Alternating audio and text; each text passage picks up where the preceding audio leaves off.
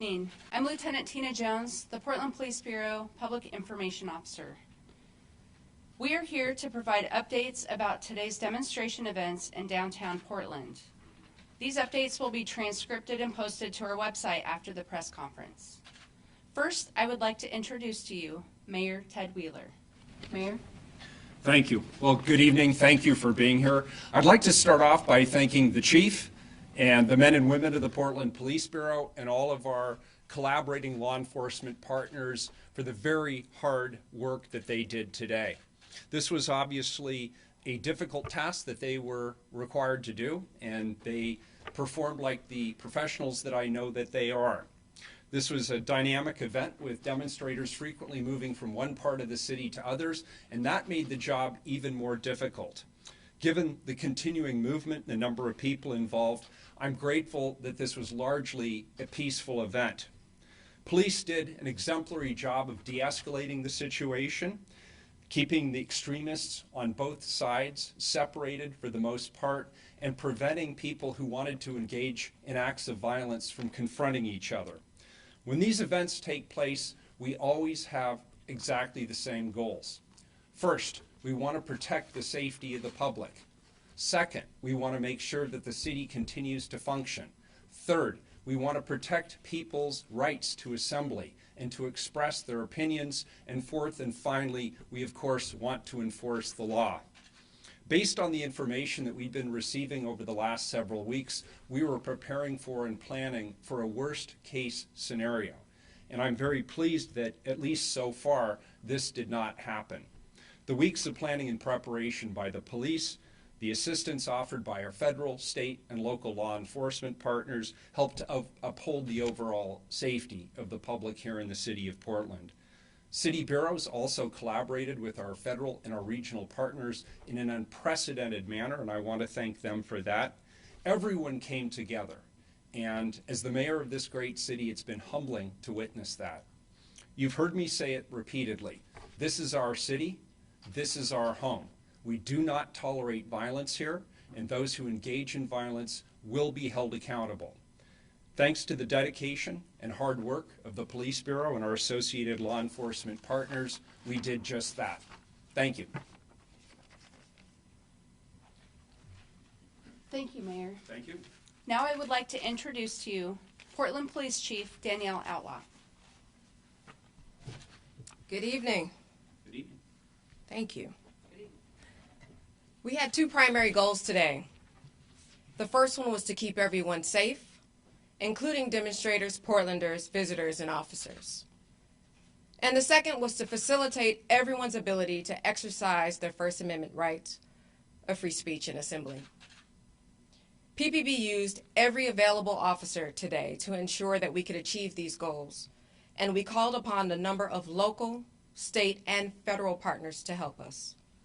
Those include the Bend Police Department, Clackamas County Sheriff's Office, the Eugene Police Department, the Federal Bureau of Investigation, the Federal Protective Service, Gresham Police Department, Lake Oswego Police Department, Multnomah County Sheriff's Office, the Oregon State Police, of course the Portland Police Bureau, the Salem Police Department, the Toledo Police Department, the University of Oregon Police, the U.S. Marshal Service, and Washington County Sheriff's Office. In addition to thanking them, I also want to thank our non-law enforcement partners, including the Portland Public Schools, for their help. We spent several weeks preparing for today's events, and we are grateful for everyone who stayed focused on the mission without regard to politics or ideologies. Our law enforcement personnel are human beings, and today was a long and arduous day. It's not over for them, and I commend their continued commitment, dedication, and professionalism. I'm proud of the work that was done today and appreciative of the level of professionalism that was demonstrated by our officers and all of our partners. Demonstrators began to arrive downtown at approximately 8:30 this morning. Almost immediately, officers began to seize weapons. Over the course of the day, those seizures included chemical spray, bear spray, metal and wooden poles, knives, shields, and a stun gun. At around 4:15 this afternoon, the incident commander declared a civil disturbance in the area of Southwest Park and Southwest Yamhill due to information available at that time, including the fact that there were numerous conflicts between protesters. Overall, we estimate that there were approximately 1,200 demonstrators at the peak of the demonstrations. Our team spent many hours monitoring the various groups as they gathered, splintered, reformed, and moved throughout the downtown core and back and forth across multiple bridges to the east side of the Willamette River. The disruptions were held to a very small area of downtown Portland in the vicinity of Waterfront Park, Pioneer Courthouse Square, and along the east side of the Willamette River. We have maps to provide you to show you the areas impacted. This operation was also complicated by a number of factors. The geographic spread of the protests, the number of hours over which it developed, the fact that 4 different bridges were affected, and the purposeful conduct of participants. Officers that we know of at this time, it's a little bit after 6:15, made at least 13 arrests. We believe these arrests allow us to hold those committing violent acts and other crimes accountable, while at the same time deterring others from acting. At this time, we know of 6 force events involving officers. There was one instance where an officer deployed pepper balls. The other instances involved takedowns or control against resistance. Currently, we know of 6 minor injuries related to the demonstration. These were injuries that were not caused by law enforcement personnel. Of these 6, 1 individual was transported to a local hospital. There was a 7th person who received medical attention for an unrelated medical issue. We appreciate the Portland fire medics who were available today to provide swift medical treatment to all who needed it. We're still gathering information from our investigative teams. But currently, I can tell you that these individuals that were arrested face a range of charges, including disorderly conduct, interfering with police, resisting arrest, possession of a weapon in a park, and unlawful use of a weapon. We will have more details on those arrested individuals and specific charges in the coming hours. It's still very early, so please keep in mind that any information that we're providing you right now is preliminary. I ask that you hold off on making any judgments about what happened today during today's events until all of the information is available to us. By way of example, earlier today, some were of the opinion that we showed bias towards a particular group. Shortly before noon, a group of demonstrators communicated to our liaisons that they wanted to leave the downtown area. At that point, we determined that it would be in the interest of everyone's safety to allow them to remove themselves from the area. We allowed them to cross the Hawthorne Bridge at that time. We did not show preferential treatment, but rather facilitated a de-escalation of potential conflict. While the greatest potential for conflict appears to be winding down, there's still considerable work to be done. We will continue to monitor hotspots throughout the evening to ensure that we are prepared if any demonstrators attempt to re-engage in conflicts with one another. Beyond that, our officers and detectives will be spending the hours and days ahead writing reports, conducting interviews, and pursuing investigations. We know that there is a possibility that assaults or other crimes occurred outside of the view of officers. In this case, we ask that if you witnessed a crime, or if you took photos or videos of crimes in progress, please share those with our investigators. Send your information or photo and video files to us at crimetips@portlandoregon.gov. crimetips@portlandoregon.gov. Thank you.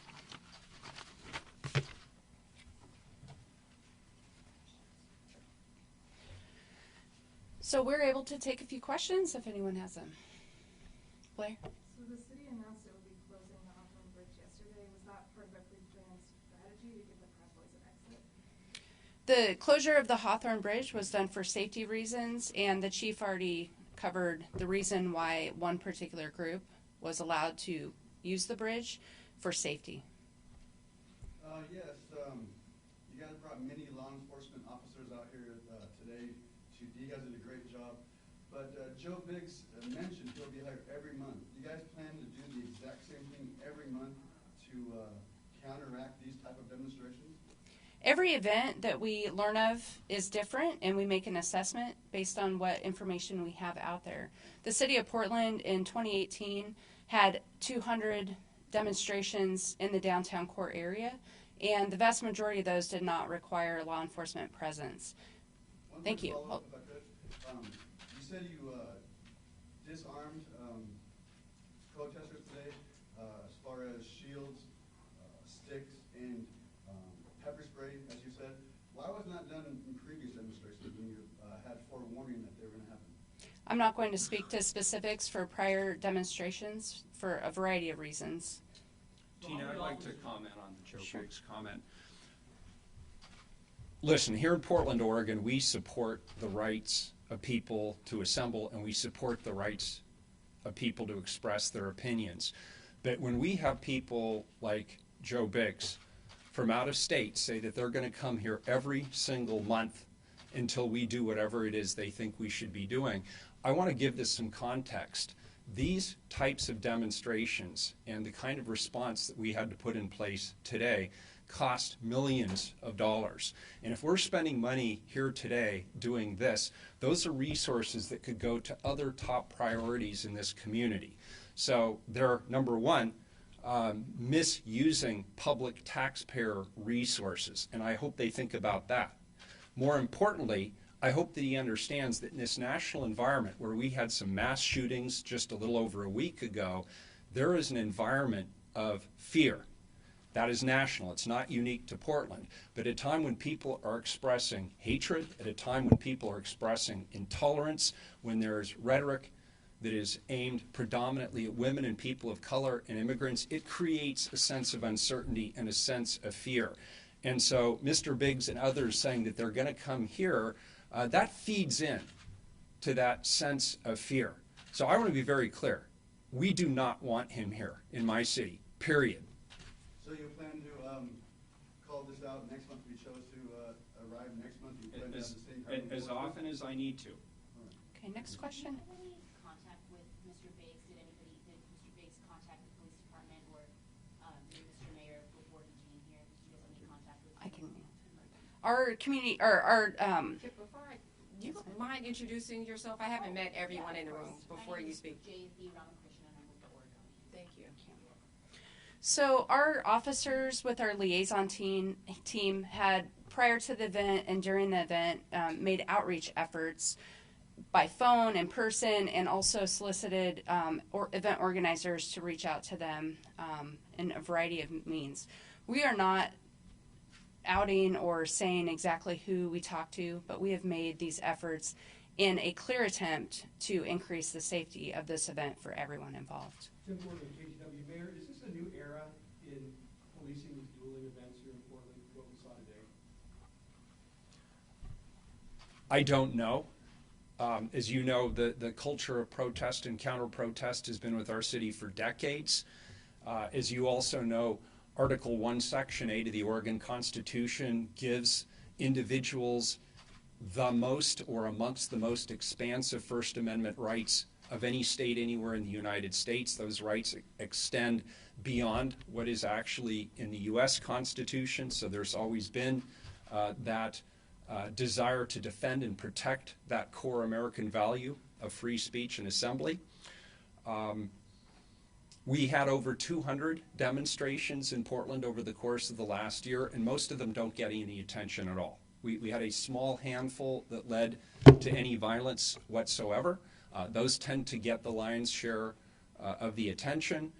So I wouldn't say it's new for us to have demonstrations in the city of Portland, but obviously in this larger national context where we are seeing increased incidents of hate speech, we're seeing increased situations where there are mass shootings and other large-scale events. We have to be mindful that there is a dynamic. There is a sense, and I believe it to be true, that nationally we're seeing more hate speech, more intolerance, more divisiveness, and as I say, a lot of that animosity is being geared towards women and people of color and towards immigrants. And we are now confronting the reality that in the United States we have a rising white nationalist movement. based on white supremacy in this country, and it is impacting the entire nation, but we're certainly seeing that play out here on the streets of Portland. And so we need to continue to confront that reality of the growing white nationalist movement and white supremacy in the United States. And Portland, being a very progressive community, is always going to be at or near ground zero when it comes to this battle. That's just the reality. Chief, One last question, yeah, sir. Dan Springer, Fox News. Can I find out if of the 13 people arrested, if any were from the Proud Boys or from the right wingers that were here, and also how many law enforcement personnel were here total today? So that was 2 questions, sir. The first one is so when you're talking about arrests, we will be putting out information in a press release as soon as we're able to get it from the field about the identities of the people involved and the charges that they are facing. The Police Bureau does not categorize people or put them in categories based on political affiliation or otherwise, and so that is not for us to decide, and we won't be doing that. What was your second question? How many law enforcement personnel total worked this event today? So we had over 700 law enforcement officials working in a variety of capacities for this event. I thank everybody. That's all the time we have, and we'll be pushing out more information. Please follow us on Twitter at Portland Police, and we will also put the video and transcripts up on our website. Thank you. Thank you. We have maps also.